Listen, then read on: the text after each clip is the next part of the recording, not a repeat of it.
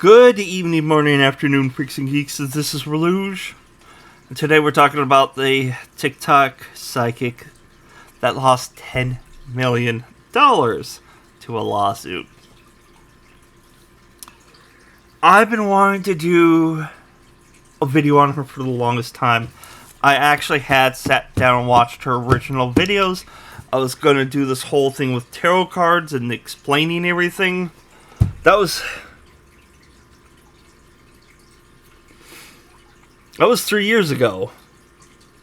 Well, technically 2. So since then, like, a lot has happened. So I've just been sitting on it. I lost my original footage. And I did get some tarot cards, and I was going to demonstrate something with them. But I don't know where I put them. For tarot cards, there isn't spirits in the cards. It's not spirits that is, like, guiding the cards to, like, the top of the deck. You literally just shuffle the cards. The other person thinks of what they want answered. You deal the cards in the fashion that you would normally do it in. There's a lot of different ways of doing it.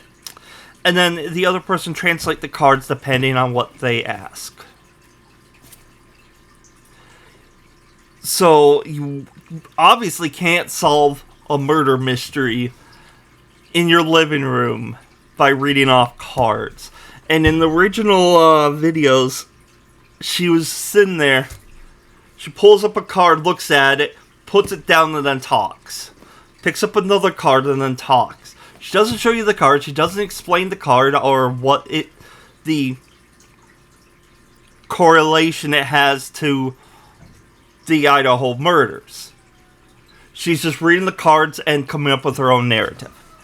I found some videos that she re-uploaded herself on her TikTok thing, Lord Ashley. If that doesn't tell you anything, I don't know what would. Except for the other account where she labeled Ashley as God. So let's see what she has to say about solving mysterious deaths, solving the mystery of the murder of the 4 University of Idaho students. Oh, and if you don't know the actual case, look it up. There was a lot of people talking about it. Solving Mysterious Deaths, Episode 8, Solving the Mystery of the 4 Idaho college students who were found murdered. The reading starts off describing a person who recently had to relocate, a change of residence, lost out on maybe a dorm room or some type of resident opportunity for school. How would you know that, though? How would the cards know that? That's what's bugging me about, like, tarot card readings. It's like, oh, it's somebody that had to relocate. That could be almost anybody. This person is studious. This person is quiet-natured. This person is studious. A hard worker, someone that other students can rely on. This could even have been an overseer of the students. So it could have even been somebody who worked at the dorms or something like that. But she's just pulling out all the type of people that could be around the students. It could have easily had just been Robert gone wrong, a different university. You know, person walking down the street. So this student was having... Before I continue, anything that comes off as mocking or making jokes is at her expense, not the murders, not Rebecca. It's mocking her bullshittery. Doubt and despair, making a mountain out of a molehill type, like you did, energy over the problems that they were having regarding one of the 4 college students and the residents. This person may have felt humiliated over something, but there was some type of disappointment or defeat that led to, like, despair and embarrassment. With the 4 college... So if you already know, like, the outcome of the murders, this aged, it wasn't even sour milk. It aged like, that slime that you get. It's like, it was sticky and it's kind of gross, but it's like, oh, haha, it feels weird and it's slime and yay, but then it ages in a couple years and it just becomes very watery and just gross, kind of like snot, and it's no longer fun because it's all sticky. It's like you pull it off and you still feel like it's stuck on you, and you go and wash it off and then it's still there. Yeah, that's what I'm getting from this. That's how this aged. College students, or one of them at least, were just college stuff. It says petty annoyances, unavoidable problems. The problems weren't being solved in a timely manner. Stagnation. It looks like one of them was like highly sexually active, so it was a lot of sexual activity, and this bothered this person, the killer, one of the killers. It was at least two killers. This person was worried about his or her well-being. I love how she pulls out there was at least two killers. It doesn't even show anything with the cards or anything. And that's the thing. It's like, we don't see the cards to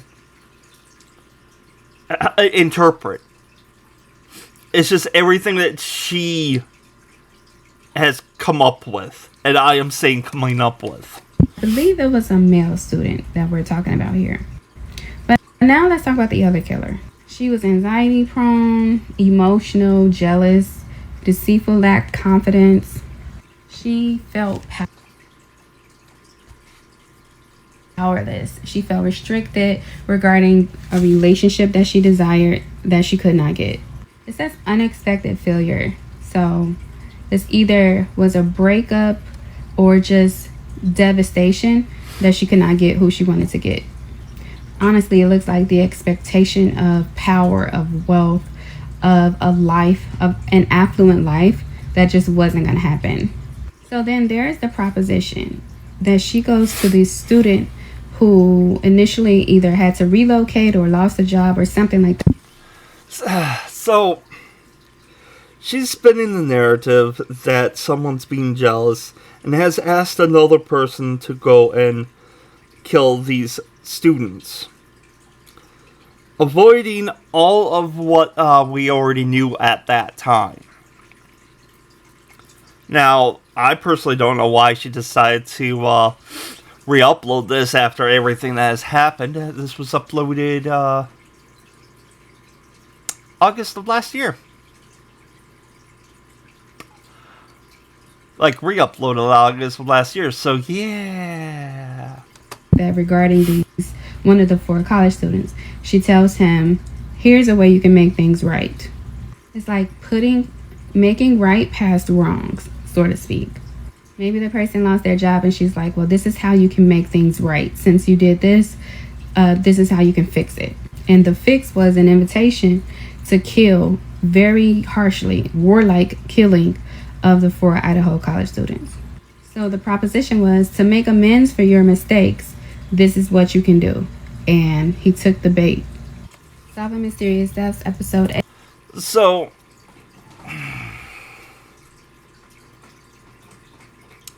I just really, really, really hate when psychics go and do that.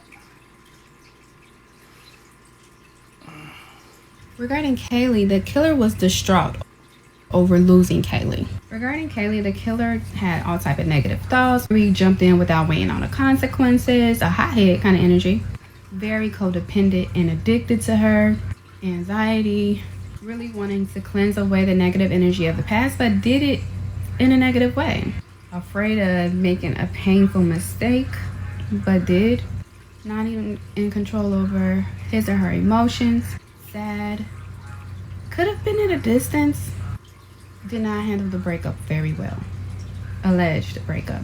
Again, was so Now you throw in the word alleged. God. worried about respect and admiration from others. Regarding Kaylee, Oh wait, but she said that the distraught. breakup was alleged, not everything else.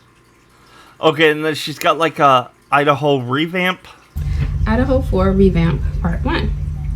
I just did a reading on Zana and the DoorDash driver. Now, I did one back in 2020. Now, this is what she did in 2025. So, I think she purposely left out where all she had accused Rebecca for the killings. She even had said that she hired a student to go and kill the other students for her. 22, and I may upload that one as well. But when I was doing the reading, it made me realize back again what we talked about before is a lot of people talk about is the roommates and why they didn't call the police. But the question I have as well is why didn't the victims call the police?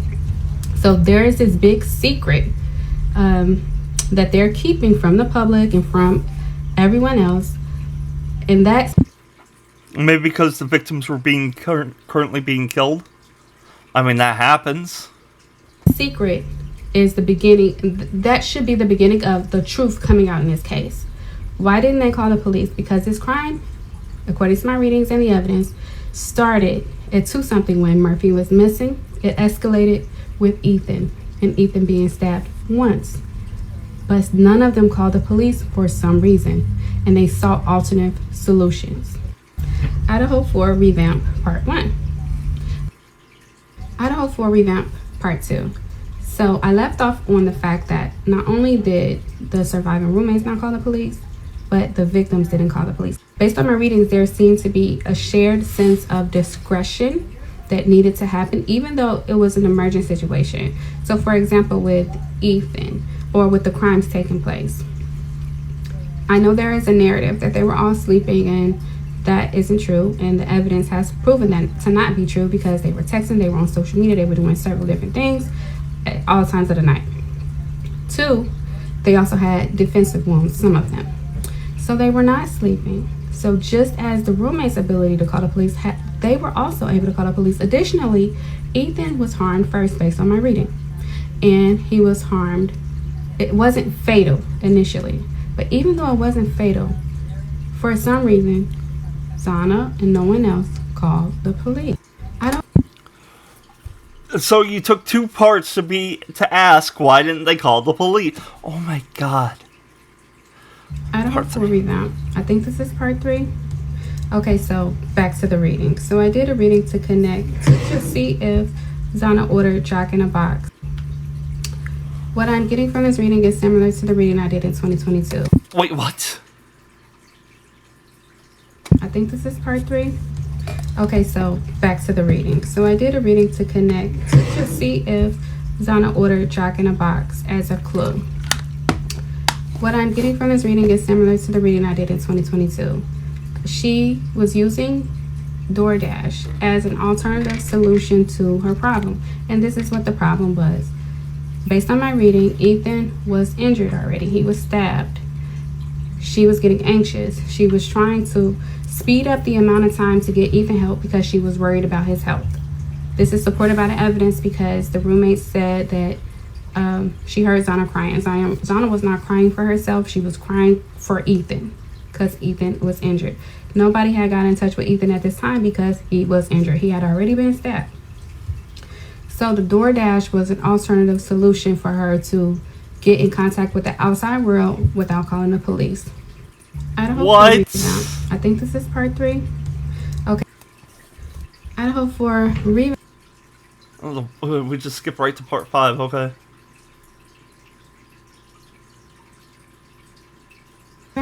Part 5.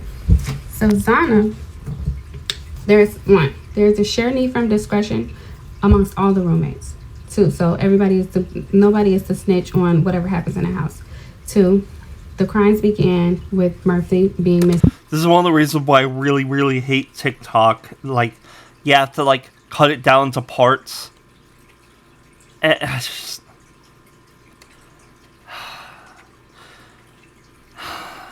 And I hate that she's getting hits every time I look at one of these videos. Within the 2 o'clock hour. 3, Ethan was the first to be injured but not killed. He was stabbed. Maybe once or twice, maybe once. Ethan was stabbed. Zana was panicking. She needed to get him help.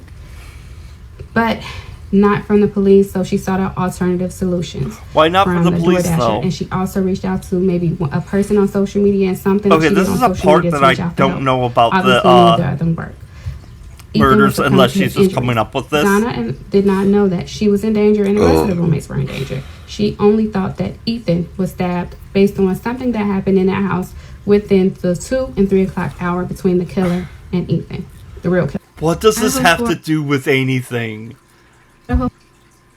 For revamp part 4. Part 5 sounds like it came right off of part 3. There is a need. So, not only the roommates, but the victims are not to call the police. Ethan is injured.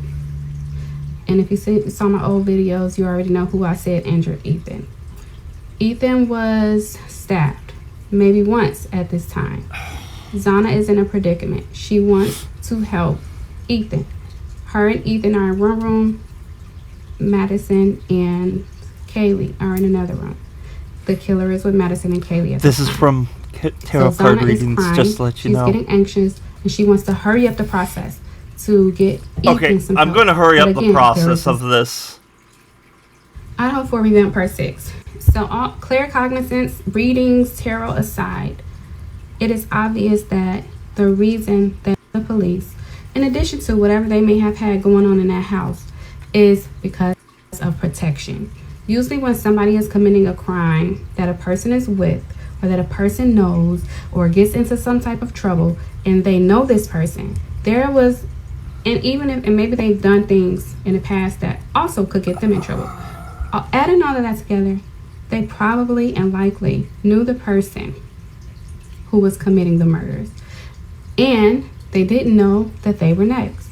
So they did not call the police because she uploaded it at they wanted to protect the person. 2025. They wanted a solution that would help resolve the situation. Get murders was solved well before this. The other person, everybody, safe and out of that situation without going to jail. I don't for revamp part 6. So all clear. I don't for. Okay. Here's the thing. She's not talking about Ashley or Rebecca. So this is why it was very important. The part when this $10 million verdict is so ridiculous. So, this was uploaded 1 day ago. So, the guy confessed that he did the murders. They caught him. All the evidence is there.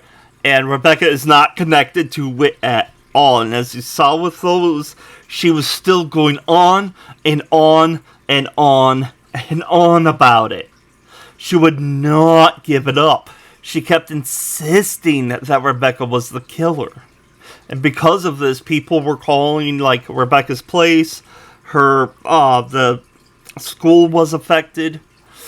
It's just, they were afraid literally for their lives.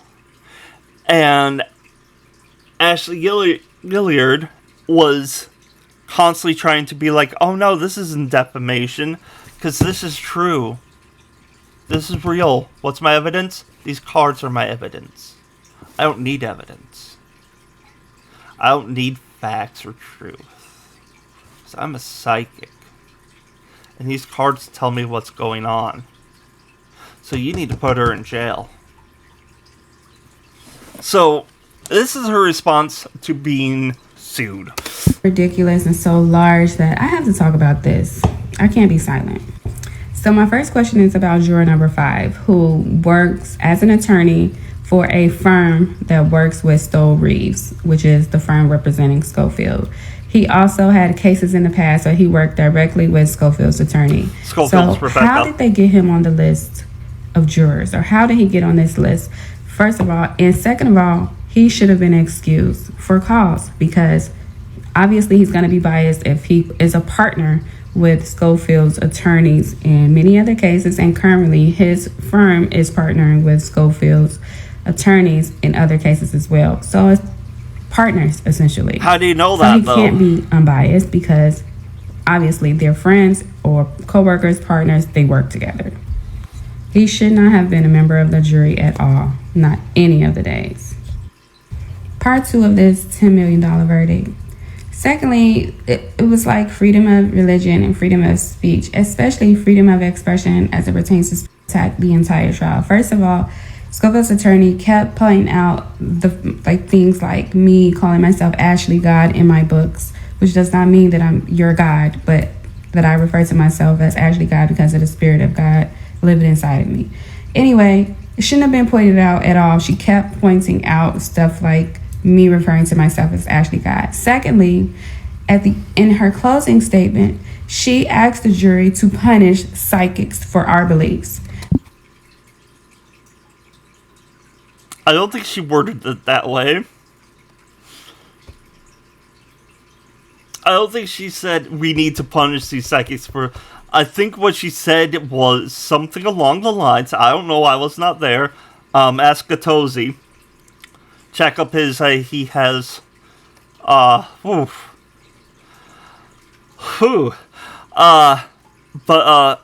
think it was more along the lines of they wanted to make an example of psychics trying to push the wrong, events.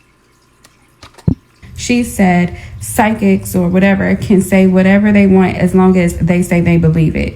So they have to be, she essentially asked them to punish psychics, to punish me, as in punishing all psychics. You're not all psychics. Okay, so she said that, definitely did say that they needed to make a example out of her or something like that. Because what you do is damaging. I just covered a case where a kid was talking to a YouTuber about committing suicide, and he wanted the YouTuber to, like, mediate his voice from beyond the grave because the kid thought that would happen, but the YouTuber, instead of trying to prevent him from committing suicide, was like, oh hey, yeah, contact me, we need to do a few things before you do that, like read like a book for 20 minutes so I can get your voice, you know? For our beliefs. How is that okay? How is it okay to consistently accuse someone of murder that they had nothing to do with?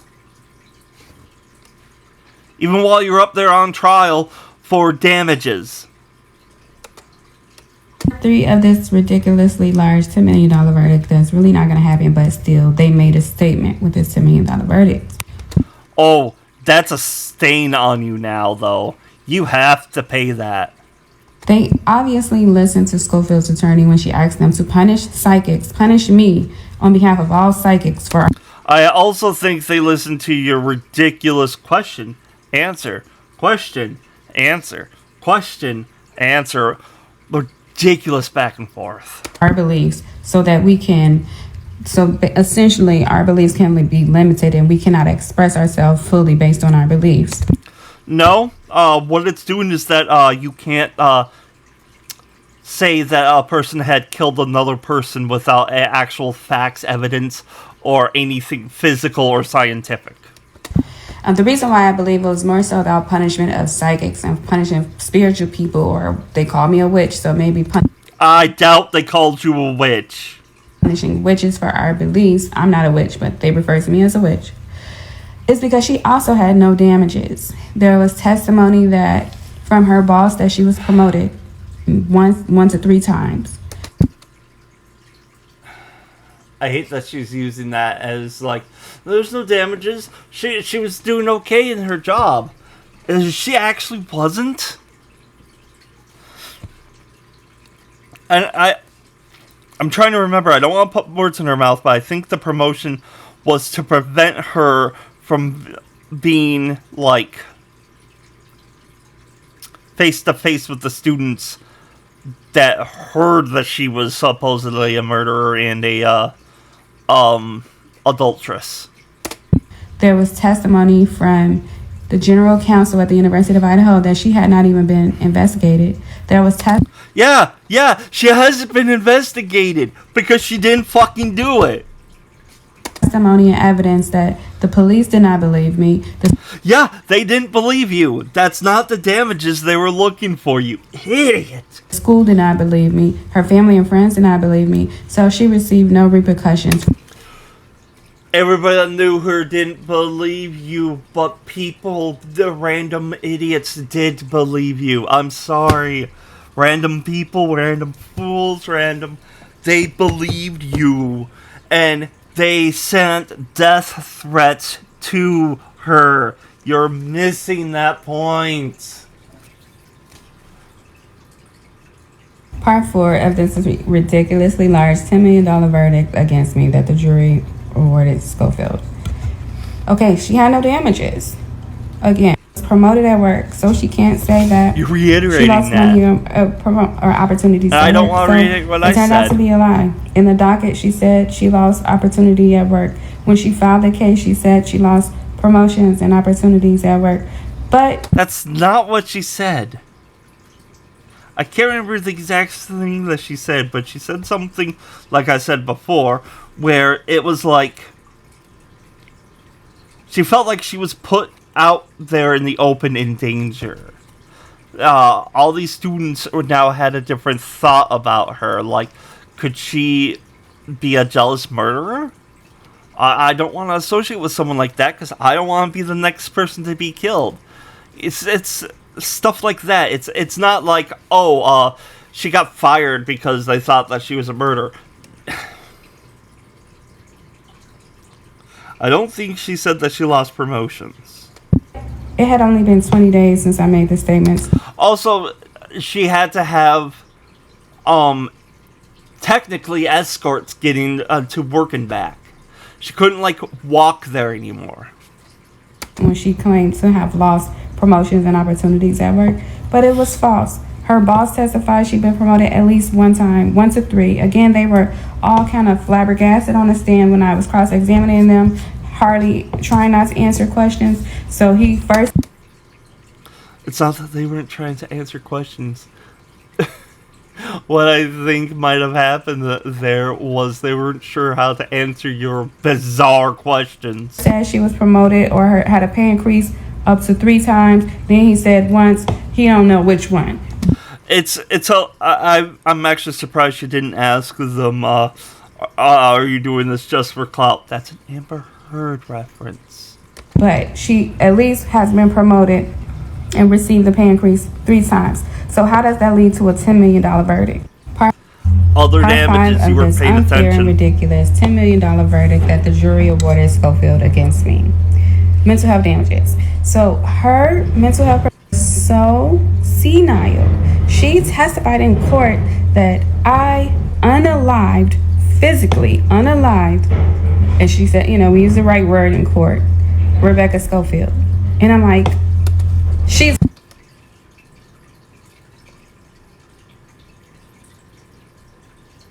What was that? She testified in court that I unalived, physically unalived, and she said, we use the right word in court, Rebecca Schofield. And I'm like... I don't recall Tosi saying that.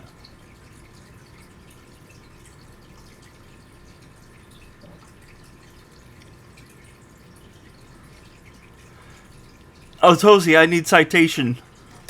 Like, she's right there. She's not on the live. She's right there. She was so senile and she could not admit her own wrongdoings that she would say ridiculous statements like that. Then I asked her about in-person direct contact versus electronic media. She testified that if you talk to someone over the phone or you see something over the phone, that it is in person, that you're talking to that person in person and not electronically.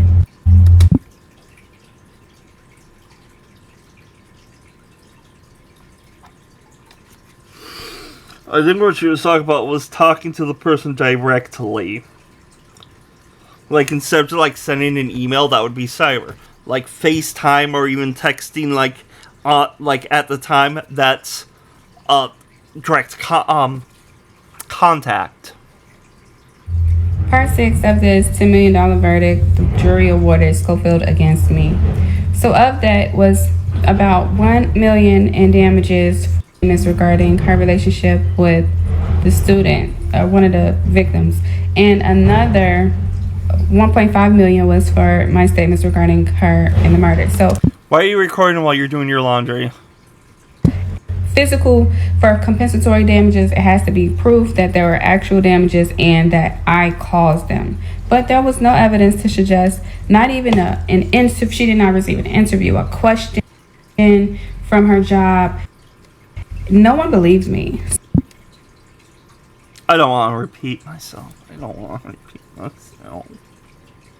So there was no repercussions at her job and no financial loss to her job as it pertains to any of my statements.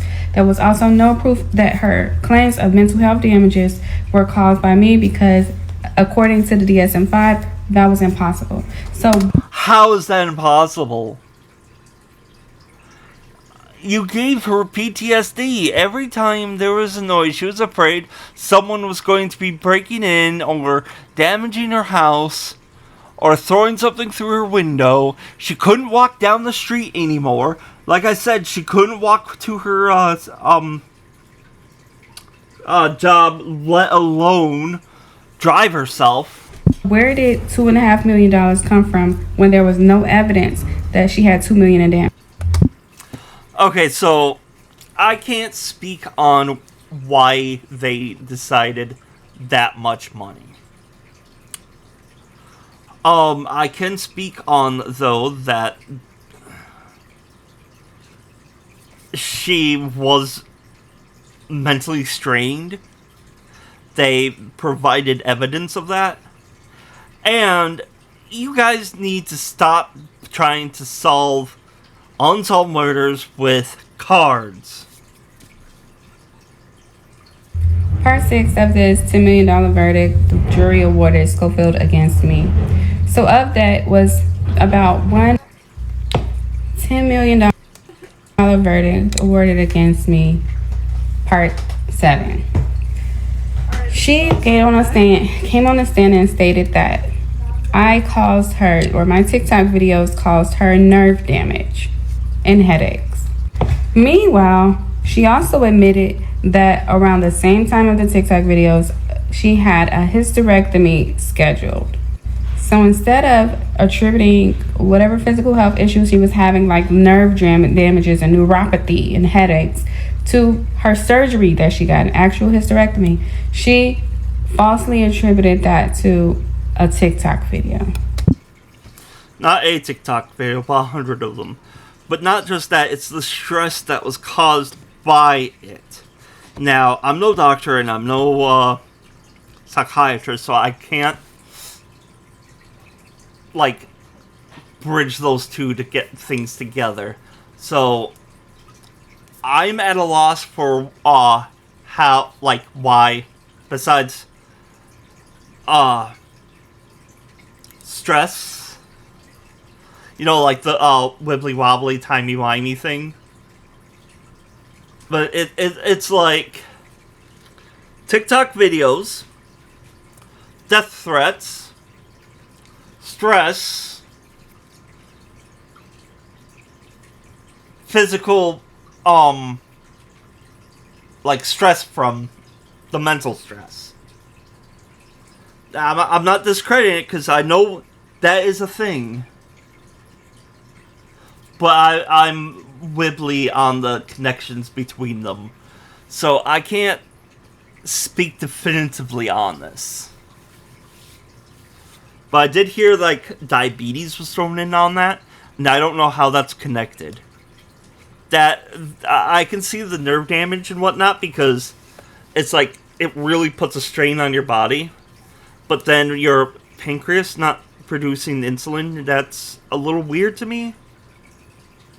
But like I said, I'm no physician, doctor, psychiatrist, therapist. I don't know any of that. If you do know, let me know in the comment section down below. And also, her mother got on the stand and stated that she got her diabetes, that Schofield's diabetes, is also because of the TikTok video. Again, no proof from a medical professional that a TikTok video can cause diabetes. I don't want to say I'm with her on that one. However, I do want to say I see why she's frustrated about it. And I think she's valid on being frustrated about that because, like I said, I'm a dumb idiot. I don't get it myself. I can see how that could be connected, but I don't get it myself.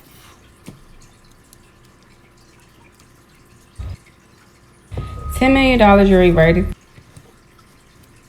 against me, part 8. Let's talk about juror number 13. Only member of the jury who was of color. She wasn't my color, but she was of color, like Hispanic, Latino, or something like that.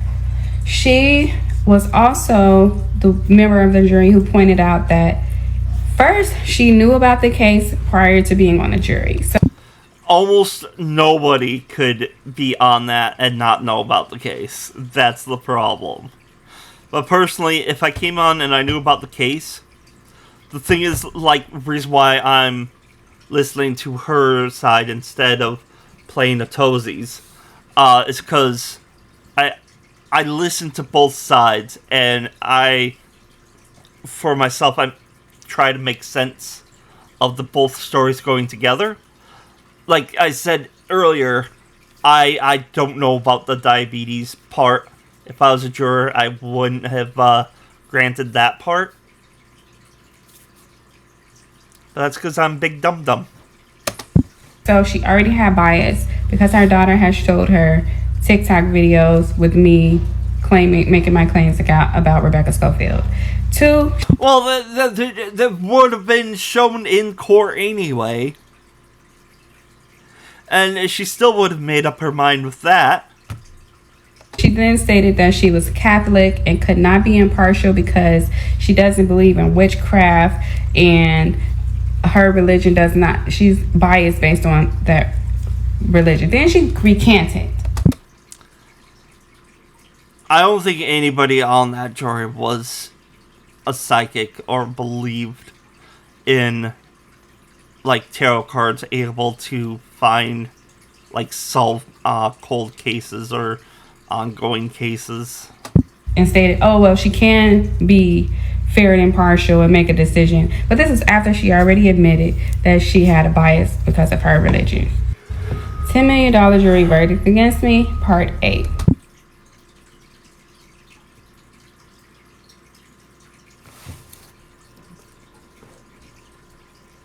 Wait a minute.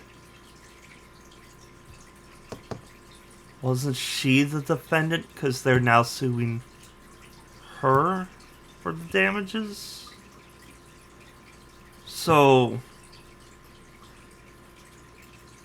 if you're the defendant, wouldn't you be picking the jury? I'm sorry, I've only got, like, called in twice for a jury duty. Got selected once, but the person had contested guilty, so it wasn't needed. But it was both times it was the defendant choosing the jury. So if you're the defendant, wouldn't you be picking the jury? Then why are you having issues with number 5 and number 13? That's not making sense to me. Which would also be how she knew that they are all like, oh, I can't be impartial or whatnot. Let's talk about juror number 13. First, she was the only member of the jury who... First of all, I'm about to press charges against Atozi. He's been calling my phone for 3 years. Since the onset of this case, he's been calling. He was harassing me in person after court on Thursday. And obviously, he's sending all of you people from his page to my page to post negative comments and feedback. At this point, he's harassing me and I need to press charges. It's like, I didn't even know who this person was. I still don't know who he is, but he's been harassing me. How do you know that if you know who he is? He was trying to get your side of the story, you idiot. He's trying to do what a journalist should be doing, getting both sides. Calling my phone. He even called and texted my phone after harassing me in person after court. This is getting ridiculous for a lame like him, a loser lame like a Tozy. Oh, wow. That I don't even know, to continuously call and harass. How can you call him lame if you don't know who he is? Plus personally, I'd rather hang out with him than with you. But that's besides the matter. All these years and to show up in person. Like, do you have a life? Like, his life is journalism. Oh my god.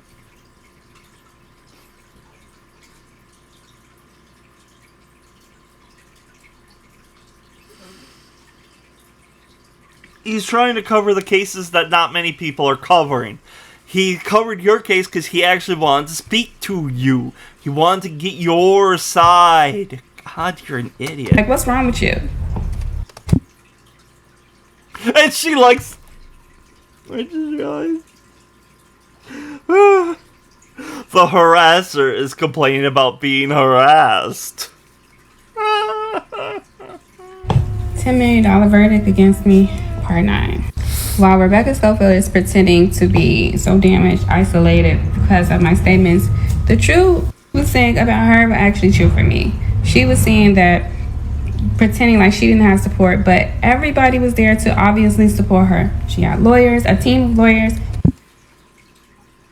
I don't know, I wasn't there, so I can't say that she said that or not. Family, friends, colleagues, the general counsel at the University of Idaho, the union. But then majority of the city was against her because they thought that she was a murderer. Union even paid for her attorney's fees. Several unions sent her money, and people across on the GoFundMe also sent her money. So she had tons and tons of support. Meanwhile, I was there alone. No attorneys. I was there alone. No family, no friends, no supporters. All alone. So are you trying to hint that you should be getting reimbursement for damages? You're the one that started this whole fucking mess. Constantly kept saying that she was guilty with no evidence. Psychics don't need evidence, but sadly, the real world does. So the scenario that she was trying to paint for herself in order for her to receive money for damages was actually the scenario for me. No, people weren't sending you death threats. You couldn't go. You fucking went on to vacations, lavish vacations, while she was at home trying to figure out how to get from point A to point B without being stopped and harassed by strangers asking if she's the killer. You fucking fool. $10 million verdict against me, part 10. So during trial, I testified to where my income comes from, but I let them know that most of my income comes from a veteran, from having PTSD, from witnessing the death of my fellow comrades, soldiers, and Iraqi soldiers, but soldiers in general that I was working with were killed, and also there was attempts in my life when I was in combat as well. If all of that is true, thank you for your service, and I do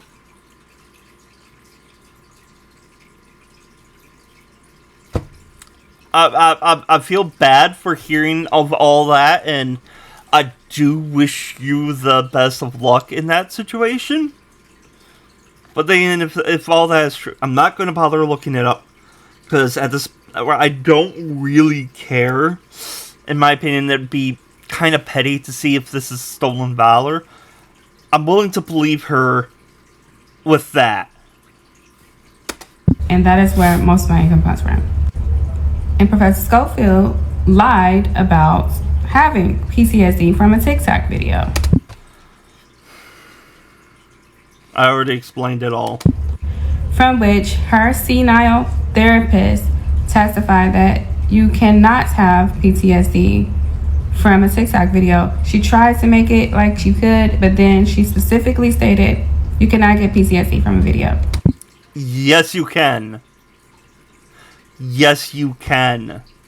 And it's like I explained. It wasn't she didn't watch the video and then got PTSD. No, it was the effects that your video had on other people that were coming to her. So did the jury expect for me to give my income that I received from PTSD from being a combat veteran and give it to Rebecca Schofield, who's pretending to have PTSD from a TikTok video? It's not pretending, but I do see the irony in that. I really do see the irony in that. Maybe you shouldn't have constantly tried to convince everybody that she was a killer. I'm never going to stop saying that. $10 million verdict. Why in the car? Why? Why in the car? She still has the same shirt. Why in the car? It's like, okay, recorded part 10. I'm just going to go in my car now and film part 11. Why? Why? Why? Oh my. Part 11. This lawsuit was not all bad. I learned a lot of valuable lessons. This lawsuit wasn't all bad. I'm still going to sue Otozi and, like, try to fight against the verdict again. From this lawsuit. First, I learned that I'm capable of a lot of things that I didn't know that I was capable of doing, even though the result is the result. I did an amazing job in court.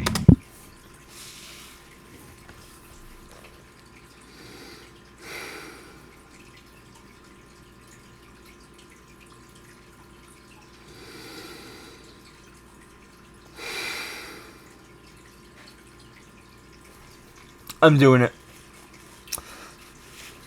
As soon as those court records come out, I am going to look over them and determine what exactly she had said and what was said by the other parties. Oh. I also did an amazing job in some of my docket entries as well, so I'll give myself credit for that. I also learned that oh no, there was a ghostly orb flying by your camera. I think it was like one of the victims trying to wave around your face is like, hello, is anybody home in there? You did shit. I'm sorry if that was uncouth, inappropriate. I don't know what the words is, but I'm sorry. I don't have to show up for people. I don't have to put myself on the line for people. If I believe that someone is a murderer or someone did something, I don't have to put myself out there so much to get justice for people who will never, ever show up for me.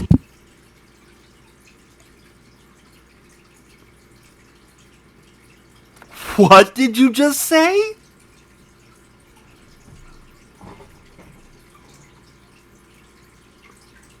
Excuse the ever-living fuck out of me?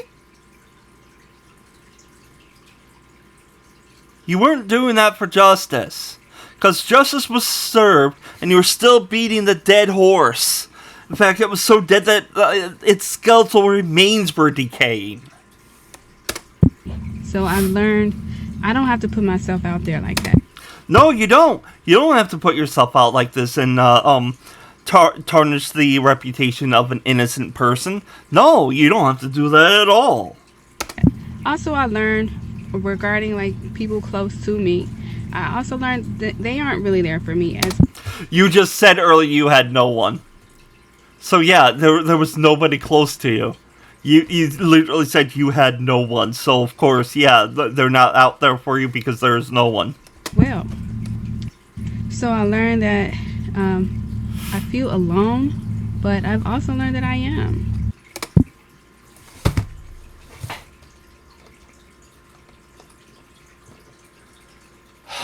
I'm not gonna touch that one. That's just... How many more is there? $10 million verdict against me, part 12. I've also learned to listen to my spiritual mentor. Before this Idaho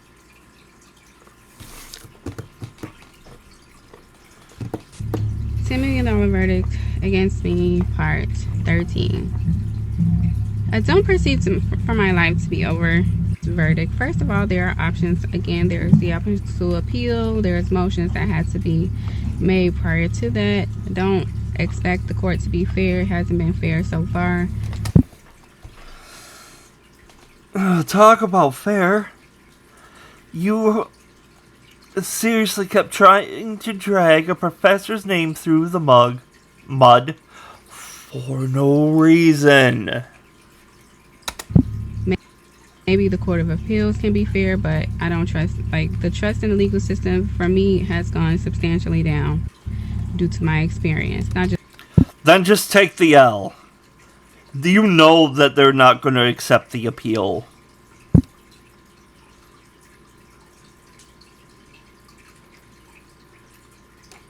That's a play.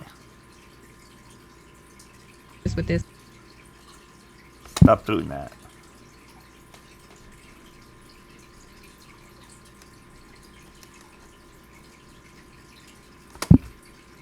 Okay. Why are you doing this, son? God, fucking play!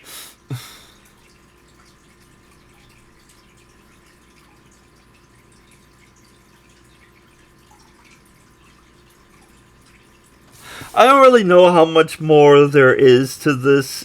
The player's giving me issues. I feel like she's just going to continuously bitch that she's alone and the verdict was unfair. Personally, I don't know about $10 million. When I first learned that, I thought that was a bit of a stretch. I do hope for the best in both of the people's, both Ashley and Rebecca's life. I think, first of all, Ashley needs to drop Lord off her name. Don't refer to yourself as Ashley God, because this whole thing should be humbling. I also think she should rethink how she does her psychic readings. I know it's really cool to try to play psychic hero. And like, oh, there's these unsolved cases. I can solve them with cards. No. If you really do want to try to solve cases, go through the proper channels. Become like a detective, a cold case detective, stuff like that. But that avenue for you is closed because of this whole debacle with reading cards to try to solve a murder that was already solved. And this is going to be an ongoing series of why I don't trust psychics.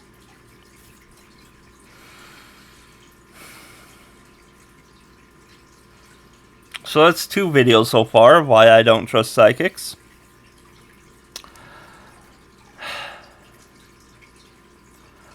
Honestly, I have never seen anything to prove that psychics are real. So let me know what you think in the comment section down below. Do not harass Ashley at all. That will solve nothing. You can give Rebecca support. You can even give Ashley support if you really want to.